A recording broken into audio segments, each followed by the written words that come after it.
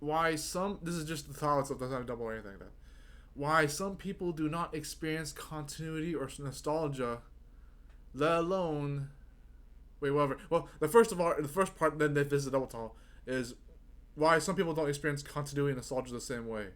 And the other part of that title could be why uniqueness and relatability don't always have to be the same thing or different. And then there we go from there.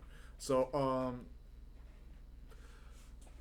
there is this long-standing notion that slow-paced cultivation is only done on purpose, or that being interested in a hobby is done on purpose, or validating said interest, or validating said love for the past, or whatnot. That has to be done on purpose. If you didn't mean to do it, then what's the point of doing it? And what I mean by that is that with continuity, you're thinking about referring to a checkpoint on purpose because you know that that checkpoint is there to establish a pattern that has different meanings as cycles go forward. You know how patterns. So far, this doesn't make so much sense, but I'll get to it later. You know how life is like a spiral staircase, and you're always going into cycles of things that happen to meet each once in a while, but in a different part of it. And you can grow. You can either choose to grow or repeat, evolve or repeat those things. And so that's the part that I can make sense so far with. But going forward, what I'm saying is that that kind of continuity is what drives people to be inspired. But when you're continuative about something that you don't even understand, or if you don't even know how to do it in the first place, then yeah, that can suck anyways. That's the even more darker thing with nostalgia. People think that they have nostalgia for good things or bad things, but at least they have it in the first place.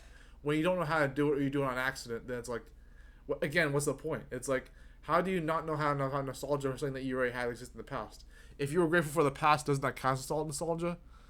But you don't know how to make the most of what it was in the moment, whether you had control over that situation in the present time flow or not, whether that be age 7, which is the psychological way to see it, but those are other things as well. But so continuity and nostalgia can suck in that regard. If I didn't make it that clear, how about uniqueness and reliability? How do those suck? Well, do we assume that we're not alone in this universe with our own experiences with reliability? Do we assume that we're unique like everyone else without having to be better than everyone else? Without having to be only equals or only unique and original? How does that work? But it does it in a sense, actually. But but the reason I say things like unique and relatable and continuity and nostalgia is because I'm going to get the point across that these things happen to be easy for people that don't know how they work, like me. Like, I don't know how that any of those 4 items work, and I still know how to use them. And I am someone who will complain about how I don't know what nostalgia counts as or even is, and I know how to experience it because I experience it in a different way. I used to say that I don't know what nostalgia is, but I probably do. Same with continuity. Do I know what the continuity is just because I know how to make a checkpoint or something that reoccurs with the pattern, has its own done to death way of being done, and it doesn't have to mean that that's continuative. But that's the thing. So I group those analogous ways together: continuity, nostalgia, uniqueness, and relatability. Now, with uniqueness and relatability, that is a phrase because I like to compare things that have nothing to do with each other. But more than that, that is a phrase because it means that you can be like everyone else and still be yourself, basically.